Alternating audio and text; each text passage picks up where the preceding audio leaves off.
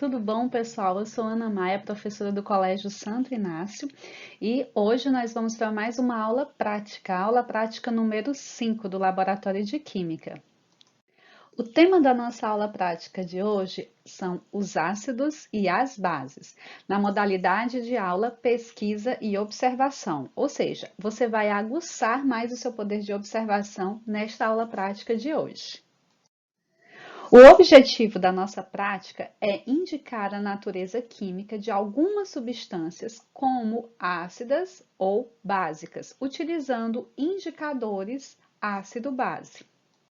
Antes do nosso procedimento experimental de hoje, vamos nos inteirar mais um pouquinho do que são esses ácidos e as bases, todos os seus conceitos. Os ácidos são substâncias que possuem um sabor azedo, são corrosivas e possuem um átomo de hidrogênio em sua molécula. Já as bases, elas possuem um sabor adstringente, sabe aquele quando você morde, tipo um caju verde, que dá aquele amargo aqui, que parece que está repuxando toda a sua boca? Pois é, esse é o nosso sabor adstringente. Elas podem ser corrosivas e elas possuem a hidroxila, que é o grupo OH em sua molécula. Mas como é que a gente vai identificar uma substância? Eu vou ter que provar, professora, para saber se ela tiver o sabor azedo, ela vai ser um ácido, se ela tiver um sabor adstringente, vai ser a base. E se ela for corrosiva? E se ela queimar? E se ela for perigosa, for tóxica? Pensando nisso, é que nasceram as teorias, que são aquelas definições que nos ajudam, então, com essas perguntas de como definir o quê. Então, o primeiro cientista a acabar com esse dilema, né, de quais são as substâncias ácidas e quais são as básicas, foi o cientista chamado Arrhenius, Cervantes Arrhenius. Arrhenius trouxe uma teoria para a gente, que ficou conhecida como teoria de ácidos e bases de Arrhenius. A definição de Arrhenius para substâncias que são ácidas são substâncias que em meio aquoso, ou seja, em contato com a água, elas sofrem ionização, liberando o único íon positivo, o cátion hidrogênio, que é o H+. Então, nesse exemplo que eu trouxe para você aqui, ó, a gente tem o quê? O HCl mais água, ou seja, o ácido clorídrico em contato com a água, ele vai liberar o seu próton, né, que é o íon positivo cátion H+, e um ânion, que é o Cl-. Mas o que é realmente, professor, essa ionização? A ionização, gente, é um processo que vai levar à produção de íons quando o ácido é dissolvido em água, com a formação do cátion hidrônio, né, que é o H+, que pode ser chamado de próton, hidrogênio, H+, ou hidrônio. Ele aceita todas essas nomenclaturas. Mas como é que ocorre isso? Muito simples. Aqui a gente tem um exemplo que a gente tem a molécula do HCl, o ácido clorídrico, antes do seu processo de ionização, ou seja, as moléculas que são positivas, elas são atraídas pelas negativas, assim como as negativas também são atraídas pelas positivas. E dessa forma, então, elas fazem um eixo de ligação, que pode ser covalente, iônica ou metálica. No caso dos ácidos, a gente tem ligações covalentes. Essa ligação covalente, ao entrar em contato com a água, sofre uma ionização, ou seja, as moléculas elas se separam, a ligação se quebra e forma-se então os íons positivos, que é o íon hidrônio ou o próton H+, ou o hidrogênio, junto com o outro ânion, que é o negativo, que nesse caso ele vai poder haver uma variação. Este conceito de ionização também é útil para que a gente possa classificar os ácidos como ácidos fracos, ácidos moderados e ácidos fortes. Como assim, professora?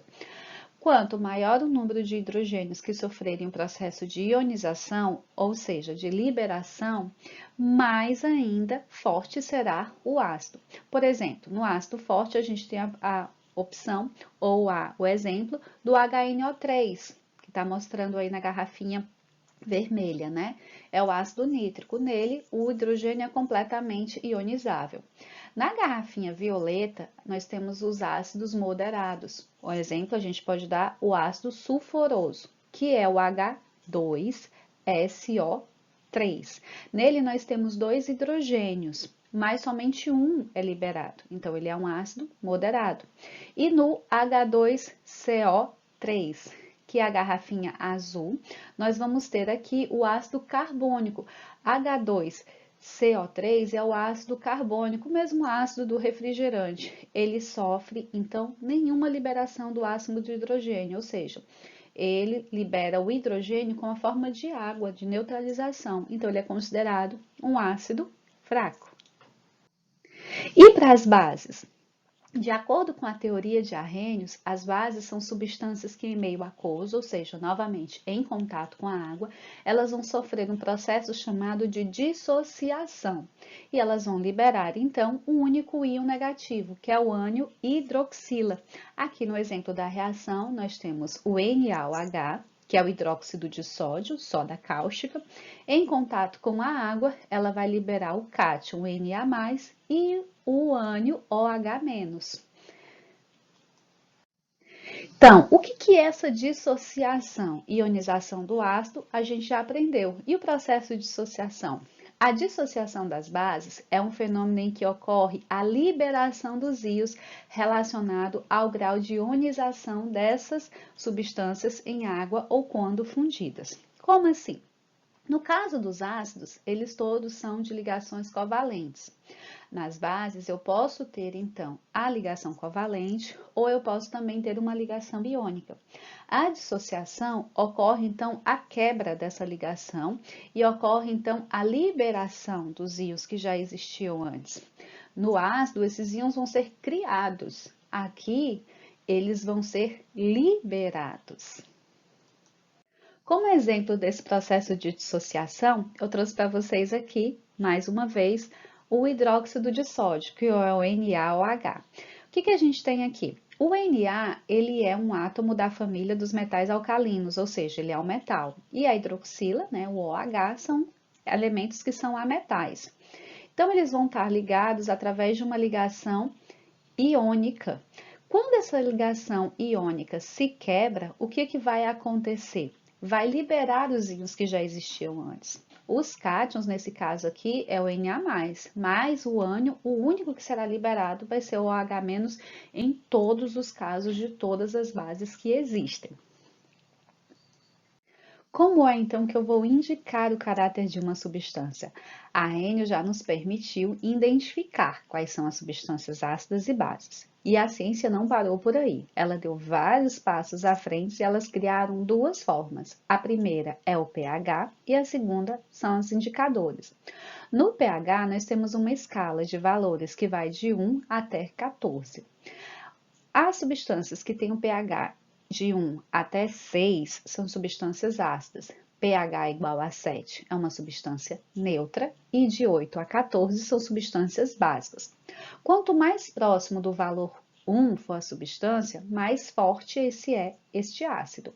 E quanto mais próximo estiver do 14, mais forte a substância básica será. E os indicadores? Existem duas formas de indicadores também, que eles mudam de coloração dependendo do caráter da substância. Eles podem ser naturais ou sintéticos.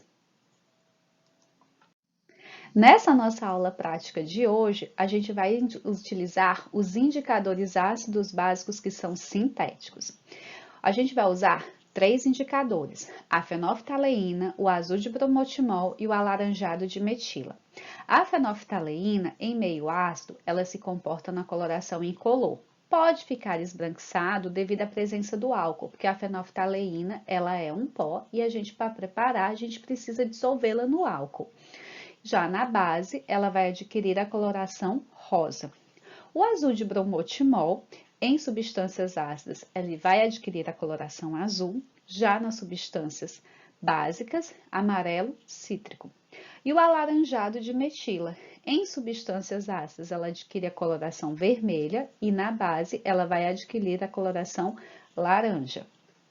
Então, agora, vamos para o nosso procedimento experimental? Fique bem atento para que você possa compreender. Observe todos os detalhes.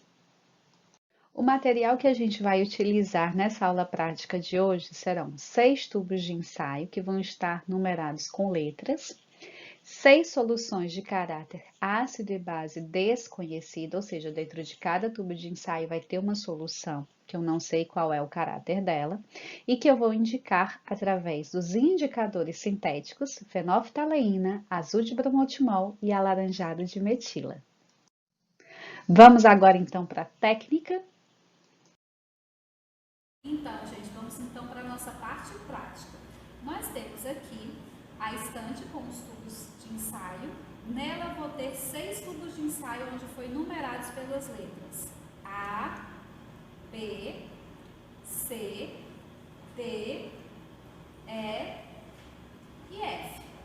Igual está lá no seu roteiro. Os tubos de ensaio e os indicadores fenolftaleína, alaranjado de metila e azul de bromotimol. Então, a gente vai utilizar o indicador fenolftaleína para identificar o caráter ácido básico, primeiro, das substâncias que estão nos tubos de ensaio A e B. Então, dentro de cada tubo de ensaio tem 3 ml, como foi falado, de uma substância que tem caráter desconhecido. Então, a gente vai utilizar a fenolftaleína para A e B, o alaranjado de metila para substâncias C e D e azul de bromotimol para substâncias E e F, certo?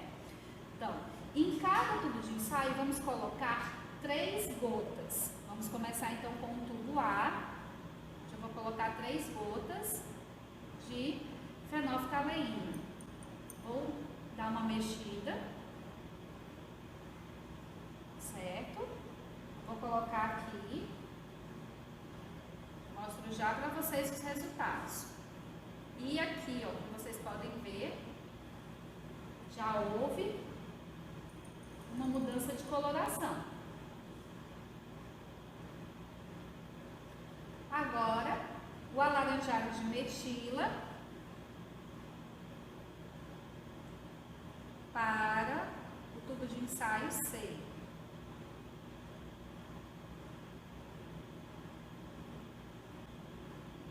Pronto. Uma mexidinha. O alaranjado de metila agora no tubo D. 2 gotas também, tá certo? Eu coloquei 2 gotas no primeiro, vamos colocar então 2 gotas aqui, ó. Ele adquiriu outra coloração. E, por último, nos últimos 2 tubos de ensaio, nós vamos usar o azul de bromotimol. 2 gotas no tubo E, certo? E 2 gotas no tubo F.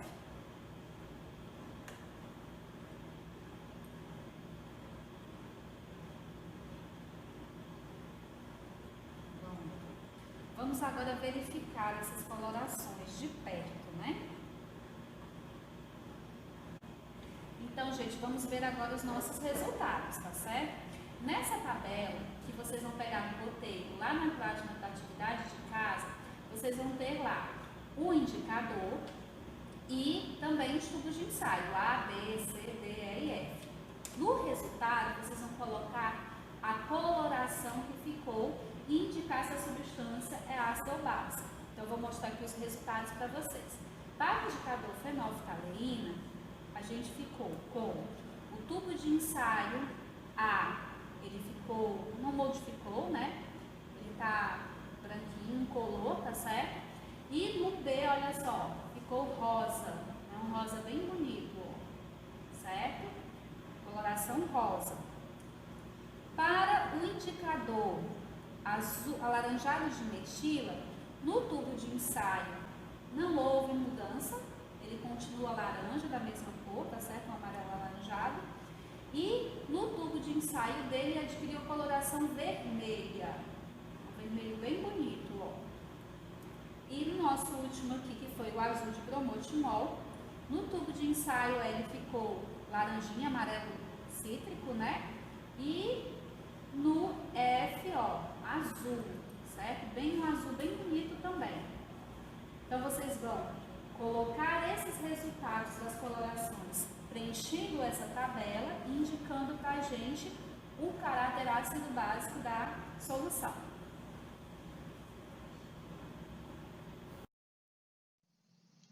Então, gente, agora a gente vai para a análise dos resultados, depois de a gente ter assistido esta aula prática. Vocês vão preencher corretamente o roteiro que está lá disponível na pasta Atividade de Casa, no item Laboratório de Química. Preencha corretamente, colocando as colorações que apresentaram em cada tubo de ensaio e indicando o caráter das substâncias, se elas são ácidas ou básicas. E envie uma foto pela plataforma, certo? Beijo para vocês e até a nossa próxima aula prática.